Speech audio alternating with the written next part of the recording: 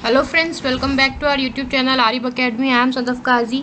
आज हम child development pedagogy जो टाइट का एक इम्पॉर्टेंट सब्जेक्ट है, स्कोरिंग है, 30 मार्क्स के इसमें क्वेश्चंस बनेंगे। सारे इम्पॉर्टेंट टॉपिक्स कवर करने की कोशिश की है। साथ में जो मैंने वीडियोस बनाए हैं एटीट्यूड, स्ट्रेस, वो भी आप देखिए, बहुत इंपॉर्टेंट है आपके कमिंग एग्जाम के लिए। वीडियो इम्पॉर्टेंट रहने वाला है। बिफोर स्टार्टिंग वीडियो, अगर आपने अभी तक चैनल को सब्सक्राइब नहीं किया है तो सब्सक्राइब कीजिए, शेयर कीजिए अपने फ्रेंड्स के साथ और कमेंट करके बताइए आपको ये मैराथन क्लास कैसी लगी। आपके कमेंट्स ही मुझे मोटिवेशन देंगे आगे एग्ज़ाम तक और इम्पोर्टेंट वीडियोस बनाने के लिए। स्टार्ट करेंगे। देखिए, यहाँ सारी लिस्ट है आपके जो इम्पोर्टेंट टॉपिक्स आपको कवर करना है सीडीपी के सेक्शन में, वो है डेवलपमेंटल स्टेजेस। अब डेवलपमेंटल स्टेजेस आपको अलग अलग जो है साइकोलॉजिस्ट की देखना है, जैसे आपको फ्रॉइड की देखना है, पियाजे की देखना है, एरिक एरिक्सन की देखना है, और उनके अकॉर्डिंग जो एजेस डिस्ट्रीब्यूट है वो आपको पता होना चाहिए। उसके बाद आ जाती है आपकी इंटेलिजेंस की थेरीज, है ना। तो इंटेलिजेंस पे एक सेपरेट वीडियो बना हुआ है क्योंकि बड़ा है ये एक टॉपिक और बहुत सारी चीज़ें इसमें, इंटेलिजेंट कोशेंट है और इंटेलिजेंस से रिलेटेड थेरीज़ है, single factor, two factor, multi factor, तो वो सारी चीज़ें इसमें आएंगी। इंपॉर्टेंट है इंटेलिजेंट कोशेंट का फॉर्मूला पता होना चाहिए आपको। इंटेलिजेंट कोशेंट में रेंज पता होना चाहिए कि सुपीरियर कौन है, वेरी सुपीरियर कौन है ना, इडियट्स कौन है, तो ये आपको रेंज भी पता होना चाहिए आईक्यू की। फिर थर्ड इंपॉर्टेंट टॉपिक है आपका पर्सनैलिटी। पर्सनैलिटी में आपकी सारी थेरीज आ जाएंगी, टाइप थेरी, ट्रेट थेरी, है ना, अलग अलग। इस पर भी सेपरेट वीडियोस बने हुए हैं, आपको आई बटन में लिंक मिल जाएगा, आप जाके सेपरेट वीडियोस भी देखिए। शॉर्ट वीडियोस है लेकिन सारे इंपॉर्टेंट टॉपिक्स जो है इस चैप्टर के कवर करने की कोशिश की है। इस वीडियो में भी कुछ जो इम्पोर्टेंट है वो कवर करने की कोशिश करूँगी। स्ट्रेस एक इम्पॉर्टेंट टॉपिक है, उसमें आपका सारी चीज़ें आ जाएंगी। स्ट्रेस की थेरी भी है एक, कॉग्निटिव थेरी ऑफ स्ट्रेस, वो लेजारस ने दी है, वो भी इम्पॉर्टेंट है आपके एग्जामिनेशन पॉइंट ऑफ व्यू से।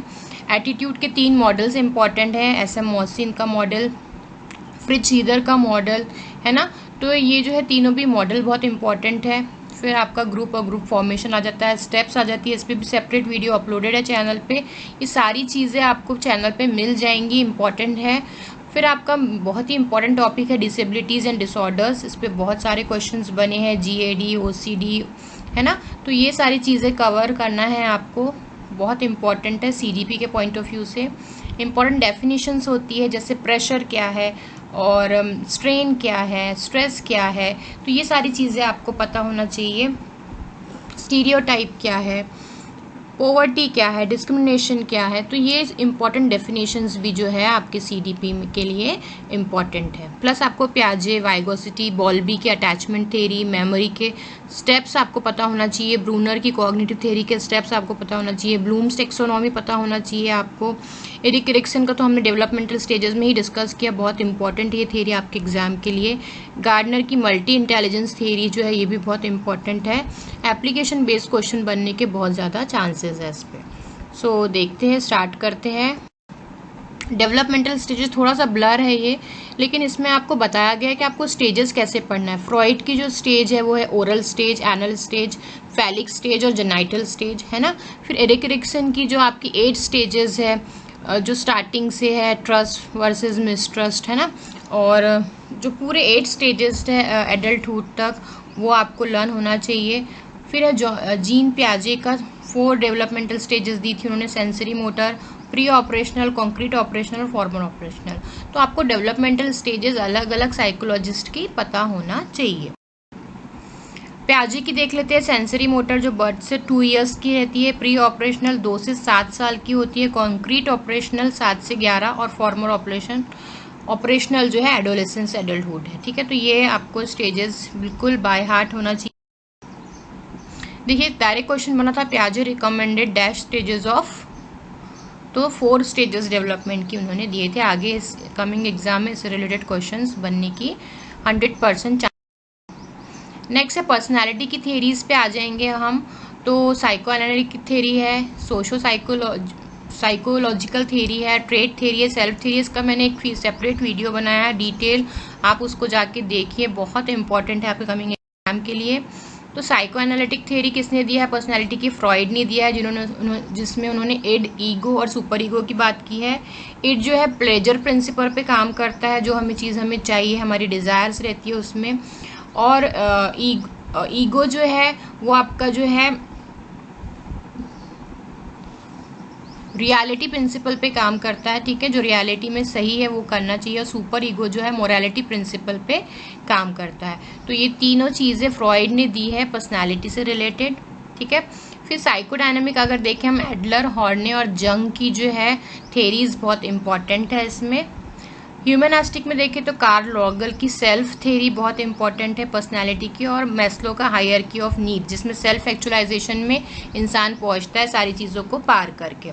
ट्रेड की ऑलपोर्ट, आइसेंग की थ्योरीज बहुत इंपॉर्टेंट है आपके कमिंग एग्जाम के लिए। सोशल कॉग्निटिव, बेंडूरा की जो सोशल लर्निंग थ्योरी है ना, ये बहुत इंपॉर्टेंट है। विकैरियस लर्निंग होता है, लोग चीज़ें देख के सीखते हैं, ठीक है। तो ये सारी थ्योरीज आपके लिए इंपॉर्टेंट। ऑलपोर्ट की थ्योरी एक बार अच्छे से देख लेते हैं, क्योंकि गांधी जी पे इससे क्वेश्चन बना था कि कौन सी ट्रेट है गांधी जी में, cardinal trait, central trait, secondary trait. तो डोमिनेट्स एंड शेप्स पर्सनैलिटी, और बहुत रेयर होती है ये कार्डिनल ट्रेट, बहुत ही रेयर लोगों में होती है, और वो पूरे पर्सनैलिटी को ही शेप कर देती है, और बहुत ही आइडियल टाइप के लोग इसमें होते हैं जिनकी कार्डिनल ट्रेट होती है। सेंट्रल ट्रेट जो है basic building blocks of personality है, जैसे हम लोग बेसिक हमारा जो नेचर होता है वो है। और सेकेंडरी ट्रेट जो है ना, वो अलग अलग सरकमटेंसेस में जो चेंज होता है हमारा, उस टाइप के जो ट्रेट्स रहते हैं वो सेकेंडरी ट्रेट्स कहलाते हैं। तो सबसे इम्पॉर्टेंट इसमें कार्डिनल ट्रेट है, जिसमें पूरी की पूरी पर्सनैलिटी इंसान की चेंज हो जाती है, ठीक है। और सेंट्रल ट्रेट जो है जनरल ट्रेट होता है, जो हम लोगों को देख के सीखते हैं, इंस्पायर होते हैं। और सेकेंडरी ट्रेट जो है हम अलग अलग सरकमस्टेंस में अलग अलग जो है बिहेव, ठीक है। ह्यूमनिस्टिक अप्रोच जो है अब्राहम मैस्लो का हायरार्की ऑफ नीड्स भी कहते हैं, बहुत इंपॉर्टेंट है। सेल्फ एक्चुअलाइजेशन पे डायरेक्ट जो है क्वेश्चंस बने हैं डेफिनेशन पे। Striving for a life that is meaningful, challenging and satisfying. तो स्ट्राइव करना, ठीक है, स्ट्रगल करना, एक ऐसी पोजीशन पे पहुंचने जहां सब चीज़ इंसान को मिल जाती है, फुल्ली हर चीज़ उसको मिल जाती है, वो होता है सेल्फ एक्चुअलाइजेशन, ठीक है, इंपॉर्टेंट है ये। और फिजियोलॉजिकल नीड्स में आपका फूड, रोटी, कपड़ा, मकान जो बेसिक वो आ जाती है। नेक्स्ट है पर्सनालिटी असेसमेंट टेक्निक्स, इंपॉर्टेंट है। Minnesota multiphasic personality inventory, objective type questions रहते हैं इसमें, ठीक है।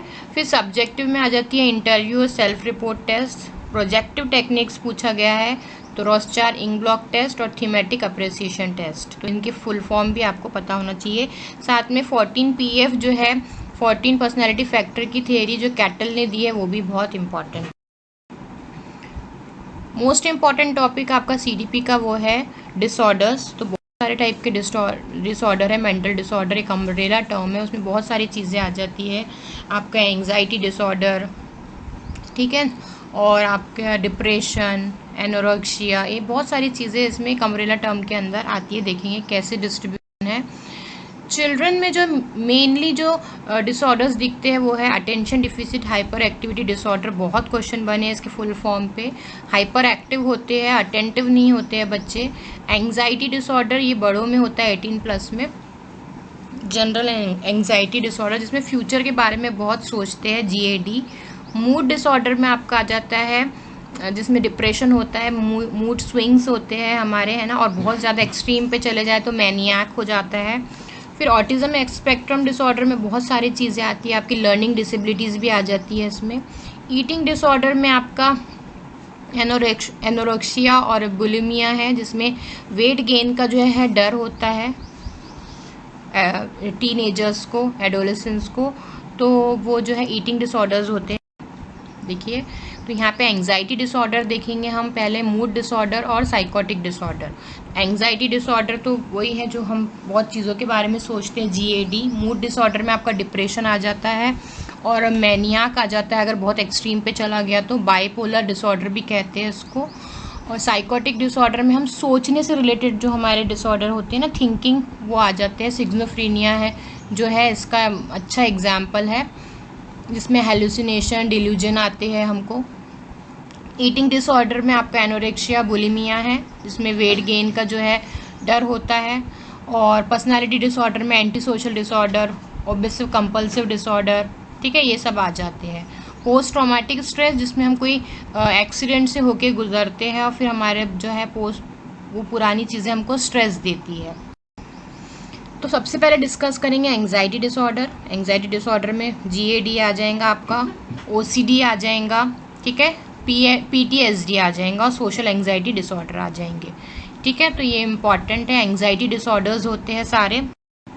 मूड डिसऑर्डर में आपका देखो, मूड का जहाँ भी जिक्र होना वो डिप्रेशन से रिलेटेड है, याद रखना। तो ज़्यादा ही एक्सट्रीम हो रहा है तो बाइपोलर डिसऑर्डर, डिप्रेशन का ही एक जो है टर्म है, ये बहुत ज़्यादा एक्सट्रीम में हो जाता है। तो ये जो है आपको बाइपोलर डिसऑर्डर, डिप्रेशन, डिस्थाइमिया, ये सारे मूड से रिलेटेड जो है डिसऑर्डर्स है। अलग अलग मूड हो जाता है, कभी एकदम हाइपर हो जाते हैं, तो वो ही चीज़ कहलाती है मूड। साइकोटिक डिसऑर्डर थिंकिंग से रिलेटेड है, सिग्नोफ्रीनिया आएगा इसमें, हेलुसिनेशन, डिल्यूजन, जो गलत हम बिलीव बनाते हैं, धारणाएं बनाते हैं चीज़ों को लेके, वो सारी चीज़ें इसमें आएंगी। तो हमने एंग्जाइटी डिसऑर्डर देखे, मूड डिसऑर्डर देखे, साइकोटिक डिसऑर्डर देखे, ईटिंग डिसऑर्डर्स देखे, ये सब आपको अब हार्ट हो जाना चाहिए। अब है मेमोरी के कुछ स्टेप्स होते हैं, इस पे क्वेश्चन बने हैं, इंपॉर्टेंट टॉपिक है। Registration, retention, recall and recognition. तो इसमें से ऑड मैन आउट आपको अलग करना था, रजिस्ट्रेशन नहीं दिया हुआ था, उसकी जगह कोई और स्टेप थी। तो ये जो चारों भी स्टेप आपको मेमोरी से रिलेटेड याद रखना है, बहुत इंपॉर्टेंट है कमिंग एग्जाम के लिए। फिर है फोबिया। फोबिया क्या होता है? Persistent irrational fear of specific object. कभी स्पेसिफिक आ गया ना, किसी चीज़ का एक अलग सा डर, यानी बंद कमरे का डर होता है किसी को किताबों से बिब्लियोफोबिया होता है ना, किताबों का डर होता है। तो अलग अलग फोबियाज होते हैं, बहुत इंपॉर्टेंट टॉपिक है आपकी साइकोलॉजी के लिए, तो आपको डेफिनेशन भी पता होना चाहिए। सिग्नोफीनिया जो हमने देखे थे, उसमें क्या होता है, ये साइकोटिक डिसऑर्डर होता है, सोचने से रिलेटेड होता है, हेलुसिनेशन होता है, इसमें हमको आवाज़ें आती है, डिल्यूजन होता है, रॉन्ग बिलीव्स होते हैं कि जो चीज़ है ही नहीं उसको हम सही समझने लगते हैं, ठीक है। और सुपरस्टिशन भी आपने याद रखना, जो लोगों ने बना दिए है गलत धारणाएं और उसको ही हम मानते हुए चल रहे हैं, जैसे बिल्ली ने रास्ता काट दिया तो आगे जाने से कुछ भी बुरा होगा, तो क्या है? सुपरस्टिशन है। लोगों ने बोलते आ रहे हैं, कहानियां बनी हुई है और उसी को मान रहे हैं, वो सुपरस्टिशन है। डिल्यूजन क्या है? हम अपने दिल से गलत कहानी या कुछ भी सोच बना लेते हैं और उसको ही सही समझते हैं, तो डिल्यूजन वो है। हेलुसिनेशन में क्या होता है? हमको कोई चीज़ दिखाई देंगी, सुनाई देंगी या हम उसको टच कर पाएंगे, तो ये क्या है? जबकि वो है ही नहीं रियलिटी में, तो वो हेलुसिनेशन हो गया। तो उसके भी अलग अलग टाइप होते हैं। ऑडिटरी, सुनाई देने से रिलेटेड, विजुअल दिखाई देने से रिलेटेड, ऑल्फैक्टरी सूंघने से रिलेटेड, गस्ट्री जो है टेस्ट से रिलेटेड हेलुसिनेशन है। तो ये सब चीज़ें आपको पता होना चाहिए, ठीक है। फिर आ जाते हैं हम नेगेटिव जो है इसके क्या है नेगेटिव कैटेगरी में, blunted affect, anhedonia, alogia, avolition, social withdrawal, सब पे क्वेश्चन बने हुए हैं सेपरेटली और टाइड के 2017 के पेपर में। तो आगे हम वीडियो में देखने वाले हैं। ब्लंटेड इफेक्ट के साथ साथ और भी बहुत सारे इफेक्ट होते हैं, उसको सेपरेट मैंने एक चैप्टर बनाया है, इसी वीडियो में आपको मिल जाएगा। एलोगिया जो है स्पीच से रिलेटेड डिसऑर्डर है, बोलने में दिक्कत होती है, ठीक है। हम सोचते हैं लेकिन बोल नहीं पाते हैं ना, reduction in speech is alogia. Avolition जो है, बिल्कुल एवोल्यूशन का मतलब होता है कुछ भी मोटिवेशन नहीं होना, आगे बढ़ने की ना कोई चाहत होना, ना ही कोई हमको एपैथी या मोटिवेशनल की कोई भी कि हमको कुछ करना है लाइफ में, तो सब चीज़ छोड़ देते हैं ना हम, तो वो होता है एवोल्यूशन। सोशल विड्रॉल का ही एक फॉर्म है एवोल्यूशन। सोशल विड्रॉल में भी हम लोगों से बिल्कुल किनारा कर लेते हैं, अपने आप को कोई दूसरी चीज़ों में इन्वॉल्व कर लेते हैं, ठीक है। अटेंशन डिफिशिट आपको पता है, तो उसमें अटेंशन नहीं है, अटेंटिव नहीं होते हैं, तो ये सारी चीज़ें। अब ब्लंटेड इफेक्ट हम आगे देखेंगे क्या है। उससे पहले स्ट्रेस डिस्कस कर लेंगे। स्ट्रेस क्या है? Disturbance in the equilibrium state of an individual. जो डिस्टर्बेंस आ जाता है इक्विलिब्रियम में, वो होता है हमारा स्ट्रेस। दो टाइप के, use stress and distress. Use stress good है, डिस्ट्रेस जो है हमारे लिए हार्मफुल है। तो थ्योरी जो है cognitive theory of stress Lazarus ने दी है, उसमें दो चीज़ें आपको याद रखना है, प्राइमरी अप्रेजल और सेकेंडरी अप्रेजल। प्राइमरी अप्रेजल में थ्रेट, हार्म और चैलेंज है। थ्रेट मीन्स कोई चीज़ का होने का खतरा हमको लगता है स्ट्रेस की वजह से। हार्म मतलब डैमेज हो चुका होता है, पहले तो थ्रेट हो रहा था लेकिन बाद में हार्म हो गया, और फिर चैलेंज, फिर हम उससे उभरने की कोशिश करते हैं, तो वो होता है चैलेंज। तो ये तीनों भी प्राइमरी अप्रेजल में आएंगे, threat, harm and challenge. Secondary appraisal में आ जाएगा आपका पोटेंशियल एबिलिटी, है ना, आपकी पोटेंशियल, जो आपके अंदर की जो ताकत है जो आपको मदद करती है निकलने के लिए स्ट्रेस से, तो वो सेकेंडरी अप्रेजल में आ जाएगा, जिसमें आपका मोटिवेशनल और फाइनेंशियल जो सपोर्ट दिया जाता है, फैमिली से मोटिवेशन दिया जाता है, वो आ जाते हैं, ठीक है। और आपका पोटेंशियल जो रहता है अंदरूनी, वो भी आएगा, दोनों भी चीज़ें मिलके आएंगी सेकेंडरी अप्रेजल में।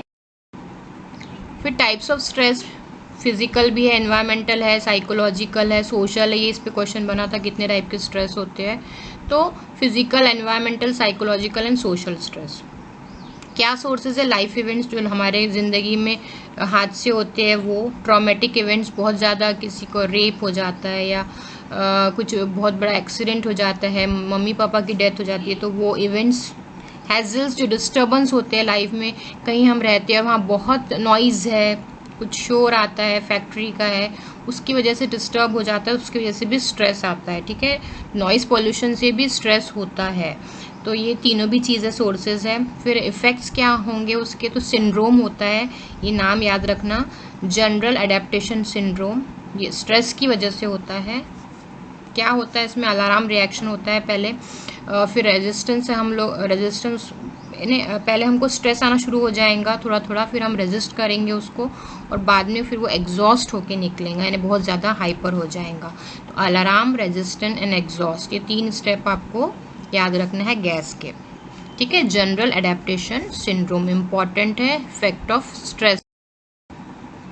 अब कैसे कोप अप करेंगे स्ट्रेस से, तो रैशनल थिंकिंग, सही सोच समझ के लोगों के साथ बैठना, सोशल सपोर्ट, अच्छा खाना, एक्सरसाइज, पॉजिटिव थिंकिंग। फिर जो है स्ट्रैटेजीज दी है एंडलर एंड पार्कर ने, task oriented and avoidance oriented, ठीक है। लेज़ारस और फोकमैन ने दिए इमोशन फोकस्ड और प्रॉब्लम फोकस्ड। तो ये सब चीज़ें, स्ट्रैटेजीज को फॉलो करके भी स्ट्रेस से निकला जा सकता है। अवॉइड करेंगे हम ऐसे सिचुएशन को, और टास्क बनाएंगे कि हम जो है स्ट्रेस नहीं लेंगे, इमोशन फोकस्ड रहेंगे, प्रॉब्लम को सॉल्व करके स्ट्रेस से फ्री रहने की कोशिश करेंगे। तो ये सारी चीज़ें स्ट्रैटेजीज में आपको इनके साइकोलॉजिस्ट के नाम याद रखना है। स्ट्रेस की स्ट्रैटेजीज किसने दी है, एंडलर एंड पार्कर। लेज़ारस तो है ही, कॉग्निटिव थ्योरी ऑफ स्ट्रेस दिया है इन्होंने, और फोकमैन ने मिलके ये 2 स्ट्रैटेजीज दी है, इमोशन फोकस और प्रॉब्लम फोकस, ठीक है। तो ये सब चीज़ें इंपॉर्टेंट है। स्ट्रेस का एक सेपरेट टॉपिक है, इस पर सेपरेट वीडियो भी मैंने बनाया, नया है वो टॉपिक। ऑटिस्टिक स्पेक्ट्रम डिसऑर्डर में आपकी डिसेबिलिटीज़ भी आ जाएंगी, ठीक है, ऑब्सेसिव कंपल्सिव डिसऑर्डर भी आ जाएंगे, और पूरा अम्ब्रेला टर्म है, इसमें बहुत सारी चीज़ें होती हैं। सेरिब्रल पाल्सी, जब हमारा ब्रेन डैमेज हो जाता है तो हम अपने कंट्रोल जो है आर्म्स पे, लेग्स पे खो देते हैं, तो वो कहलाती है सेरिब्रल पाल्सी। अब ये अफेक्ट जो है ना बहुत इंपॉर्टेंट है, बहुत सारे क्वेश्चन बने हैं, फ्लैट इफेक्ट, ब्लंटेड इफेक्ट, तो क्या है ये, तो देखिए जो 5 तरीके के होते हैं ये अफेक्ट्स साइकोलॉजी में, मूड से रिलेटेड होते हैं ये। एक होता है ब्रॉड इफेक्ट, जब हम अपने कुछ भी फीलिंग है, इमोशन को जाहिर करते हैं। खुश है तो हम खुश है, हमारा चेहरा खुशी बताएगा, अगर हम सैड है तो हम रोएंगे या बोल के बताएंगे, तो हम ब्रॉड इफेक्ट है, हम पूरी तरह से जो भी है हमारे अंदर फीलिंग्स वो सामने दिखती है। रेस्ट्रिक्टेड इफेक्ट, हम कुछ बताना चाह रहे हैं लेकिन रोक के रखते हैं उसको, जैसे हम खुश होना चाह रहे हैं लेकिन हम पूरी तरह से एक्सप्रेस नहीं कर पा रहे हैं कि हम खुश है, अपने आप को रेस्ट्रिक्ट करके रखा है, थोड़ा है इमोशंस देंगे बट थोड़ा रेस्ट्रिक्टेड मोड में।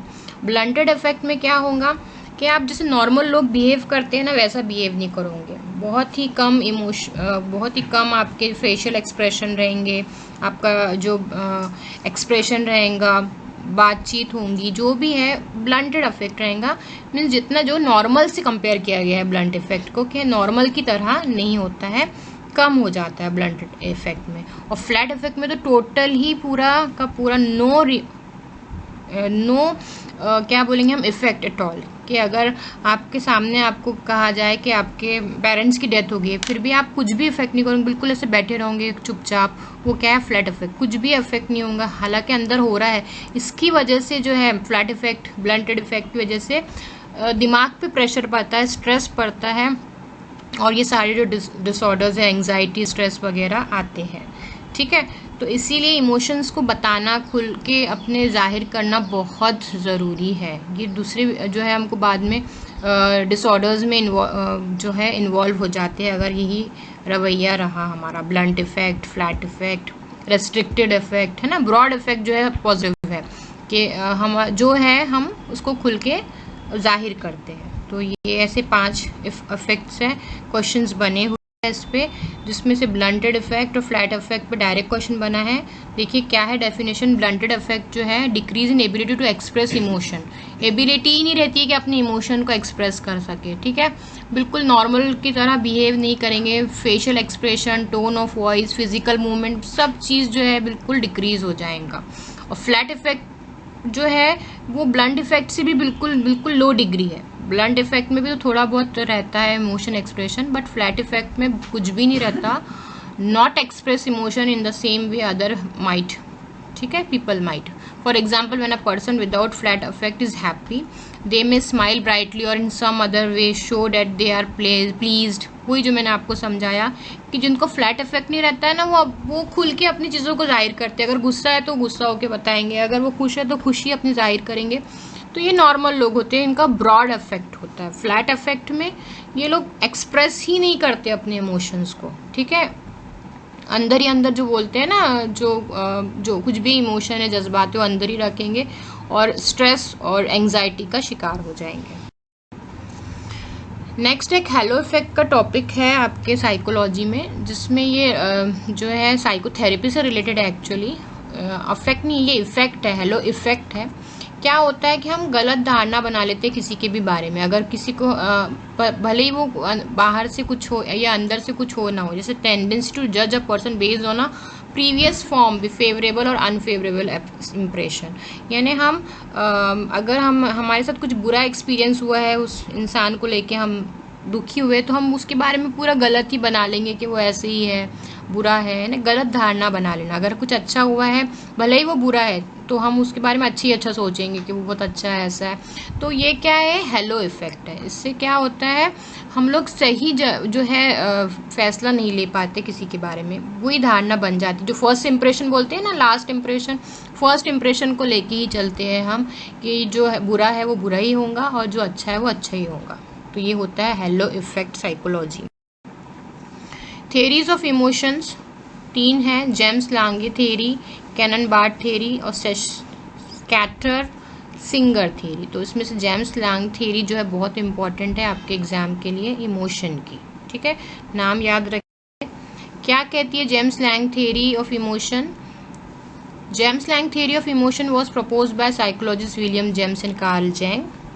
They came up with an idea that sentiments are a result of physiological reactions to certain occasion. Stimulus मिलेगा, कुछ भी आपको अच्छी खबर या बुरी खबर सुनाई देंगे, आप रिस्पॉन्स करोगे, फिर आपको experience of physiological response, experience of emotion, फिर आप जो है उसके अकॉर्डिंग आपके इमोशंस आप जाहिर करोगे. आप खुश हो तो खुश बताओगे, अगर आप गुस्सा है तो गुस्सा बताओगे, एंगर बताओगे, सैड हो तो सैडनेस बताओगे. तो स्टिमुलस मिलना बहुत ज़रूरी है, उसके बाद ही आपके जो इमोशंस निकल के आते हैं. तो आपको इनका नाम याद रखना है, James Lange theory of emotion. Gardner's की जो है मल्टीपल इंटेलिजेंस थ्योरी जो है इंटेलिजेंस की बहुत इंपॉर्टेंट है. इसमें प्रैक्टिकल क्वेश्चन कैसे बनते हैं कि जिनके पास म्यूजिकल इंटेलिजेंस है, गिफ्टेडनेस है, वो सिंगर बनेंगे. बॉडी काइनेस्थेटिक, जिनकी बॉडी स्ट्रांग है, एथलीट में जाएंगे. लॉजिक मैथ्स, साइंटिस्ट बनेंगे, मैथमेटिशियन बनेंगे. लिंग्विस्टिक, डिप्लोमेटिक कॉर्प्स या लिटरेचर में जाएंगे, है ना, राइटर्स बनेंगे. स्पेशल आर्किटेक्ट बनेंगे, डिज़ाइन करेंगे. स्पेशल ड्राइंग अच्छी होंगी उनकी. इंटरपर्सनल, डिप्लोमेटिक, इंटरपर्सनल मीन्स जो सोशल जल्दी होंगे, सोशल लाइफ पसंद करेंगे, है ना. पॉलिटिक्स में जाएंगे तो ये इंटरपर्सनल हो गया. इंट्रापर्सनल, साइकोलॉजिस्ट सोचेंगे, डीप थिंकर होंगे, कोई भी चीज़ का सोल्यूशन निकालेंगे, तो इंटरपर्सनल. और इंट्रापर्सनल अपने बारे, इंट्रापर्सनल यानी खुद ही सोच के कुछ करना, साइकोलॉजिस्ट इनकी कैटेगरी में आ जाते हैं. नेचुरलिस्ट, इको फ्रीक मीन्स जो नेचर से नेचर लविंग हो, ठीक है. बायोलॉजिस्ट, जूलॉजिस्ट इसमें आ जाएंगे. तो प्रैक्टिकली भी क्वेश्चन बन सकते हैं. आई थिंक स्पेशल पे बना भी था कि स्पेशल जिनके पास इंटेलिजेंस है वो क्या करेंगे लाइफ में, तो आर्किटेक्ट बनेंगे या ड्राइंग अच्छी होंगी। अब गिफ्टेडनेस और टैलेंट, ये दो पे क्वेश्चन बने हैं। गिफ्टेडनेस जो है एक्सेप्शनल जनरल एबिलिटी होती है, एक्स्ट्रा ऑर्डिनरी एबिलिटी होती है, इंटेलेक्चुअल एबिलिटी होती है, ठीक है। और टैलेंट क्या होता है, ये रिमार्केबल एबिलिटी होती है, लेकिन एक स्पेसिफिक एरिया, जहाँ ये स्पेसिफिक एरिया वाला बात हो गई ना, तो वो टैलेंट कहलाएगा कि आपकी एबिलिटी तो है लेकिन एक स्पेसिफिक एरिया में है। और जहाँ एक एक्सेप्शनल जनरल इंटेलेक्चुअल एबिलिटी आ जाएंगी या रिमार्केबल एबिलिटी आ जाएंगी और कोई एरिया मेंशन नहीं रहेगा, तो वो गिफ्टेडनेस है। तो बहुत कंफ्यूजन है इसमें, आंसर्स भी अलग अलग दिए हुए हैं। जहाँ टैलेंट होना था वहाँ गिफ्टेडनेस दिया, जहाँ गिफ्टेडनेस होना था वहाँ टैलेंट है, क्योंकि आंसर की ही वैसी थी। लेकिन अब आप याद रखोगे, ये कन्फ्यूज़न नहीं रहना चाहिए।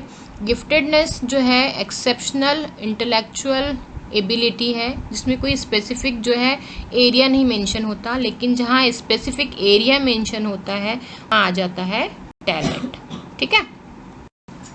सो रेंज्यूली का 3 रिंग साइकिल याद रखना है, गिफ्टेडनेस का दिया था, जिसमें एबिलिटी, क्रिएटिविटी और कमिटमेंट, ये तीनों भी चीज़ें याद रखना है आपको। ACC रेंज्यूली ने दिया था गिफ्टेडनेस का 3 रिंग साइकिल। नेक्स्ट है ब्रूनर का कॉग्निटिव डेवलपमेंट। डेवलपमेंट से रिलेटेड सारी चीज़ें इंपॉर्टेंट है। एनएक्टिव होता है, फिर आइकॉनिक और फिर होता है सिम्बॉलिक, ठीक है। तो ये तीनों भी स्टेप्स याद रखना है आपको ब्रूनर कॉग्निटिव डेवलपमेंट थ्योरी की, एनएक्टिव, आइकॉनिक और फिर सिम्बॉलिक। तो यहाँ पे आपको जो है न्यू कंटेंट दिया जाएगा, फिर रिवीजन होगा और फिर आप उसमें मास्टरी ले लोगे, है ना। तो न्यू कंटेंट, फिर आप बार बार रिवाइज करोगे और फिर लास्ट में आप मास्टर होंगे। तो यहाँ पे हम सिंपल से कॉम्प्लेक्स की तरफ जा रहे हैं। तो ये तीनों भी स्टेप्स आपको याद। फिर है 4 types of psychotherapy, important topic है, इस पर सेपरेट वीडियो नहीं बनाया इसलिए इसमें इंक्लूड किया है। इंपॉर्टेंट टॉपिक है, आपकी थेरेपीज़ दी जाती है इसमें अलग अलग, psycho analytic, humanistic. Psycho analytic जो है फ्रॉइड ने दी है, ह्यूमनिस्टिक कार्ल रॉगर ने दी है, बिहेवियर, कॉग्निटिव, ये सारी चीज़ें। थेरेपेटिक अप्रोच एंड काउंसलिंग एक इम्पॉर्टेंट टॉपिक है आपका साइकोलॉजी से लेके। साइकोथेरेपी पे डायरेक्ट क्वेश्चन पूछा है कि साइकोथेरेपी क्या है। वॉलंटरी रिलेशनशिप होती है जो ट्रीटमेंट ले रहा है उसकी और जो ट्रीटमेंट दे रहा है उसके साथ, थेरेपिस्ट के साथ क्लाइंट की, ठीक है। क्लाइंट जो है पेशेंट है, थेरेपिस्ट उसका जो इलाज करेगा, डॉक्टर के इलाज कह सकते हैं हम, लेकिन वो साइकोलॉजिस्ट होता है, थेरेपिस्ट भी बोलते हैं उसको। तो उन दोनों के बीच में जो वॉलंटियर रिलेशनशिप है वो कहलाती है साइकोथेरेपी। साइकोडायनेमिक थेरेपी बहुत इंपॉर्टेंट है इसमें आपके लिए। सिगमंड फ्रॉइड, कार्ल जंग और न्यू फ्रॉडियन का नाम इनसे जुड़ा हुआ है। मेथड्स होते हैं उसमें कुछ, जैसे free association, dream analysis. Free association means जो क्लाइंट को फ्री एनवायरनमेंट देते हैं ताकि वो अपनी सारी चीज़ें खुल के बताए। ड्रीम एनालिसिस में उनका ड्रीम का, उनके ख्वाबों का एनालिसिस करते हैं, जिसमें 3 तरह के उनको चीज़ें मिलती है। एक पॉजिटिवली बताएंगा क्लाइंट सब चीज़ों के बारे में, एक होता है नेगेटिव कि वो नहीं बताएंगा या अगेंस्ट जाएंगा उनके, और रेजिस्टेंस में क्या करेगा, वो छुपाने की कोशिश करता है जो भी उसकी प्रॉब्लम है उसको। तो 3 टाइप के ये होते हैं, transference, positive, negative and resistance. और फ्री एसोसिएशन में उनको फुल आज़ादी दी जाती है कि वो सब चीज़ें अपनी बताए। ड्रीम एनालिसिस करके भी मालूम किया जाता है जो भी उनकी प्रॉब्लम है, ठीक है। तो साइकोडायनेमिक थेरेपी किसने दी थी, सिगमंड फ्रॉइड, कार्ल जंग और न्यू फ्रॉडियन की है। साइकोथेरेपी पे डायरेक्ट क्वेश्चन बने हुए हैं। ये टेक्निक होती है मेंटल डिसऑर्डर को ट्रीट करने के लिए। जितने सारे हमने देखे ना मेंटल डिसऑर्डर्स हो जाते हैं तो उसका ट्रीटमेंट कहलाता है साइकोथेरेपी, जहाँ पे रिहैबिलिटेशन करने की कोशिश करते हैं थेरेपिस्ट, यानी उनको नॉर्मल लाइफ में वापस लाने की कोशिश करते हैं। Restoring an individual to normal और सेटिस्फैक्ट्री, वेरी इंपॉर्टेंट डेफिनेशन है ये आपके एग्जाम के लिए। रिहैबिलिटेशन, उनको नॉर्मल जो है लाने की कोशिश जो है वो कहलाती है रिहैबिलिटेशन। जो सारे डिसऑर्डर्स जितने सारे हमने पढ़े हैं तो उसका क्या है सोल्यूशन, तो ये रिहैबिलिटेशन है कि उनको साइकोथेरेपी दो और उनको नॉर्मल लाइफ की तरफ सेटिस्फैक्ट्री जब वो हो जाए ऐसी लाइफ दो जिसमें सेल्फ एक्चुअलाइजेशन मिल जाए, उनको सारी चीज़ें उनकी फुलफिल हो जाए, ठीक है। रेजिस्टेंस मैंने आपको समझाया कि वो छुपाने की कोशिश करेंगे, attempt by patient to block treatment, ठीक है, ब्लॉक करने की कोशिश करेंगे। बहुत ज़्यादा एक्सट्रीम लेवल के होते हैं ना उनके इसमें होता है। ट्रांसफेरेंस भी मैंने आपको समझाया क्या होता है साइकोलॉजी में। ट्रांसफेरेंस का मतलब positive negative feeling towards therapist is called transference. Positive भी हो सकती है फीलिंग्स, नेगेटिव भी हो सकती है।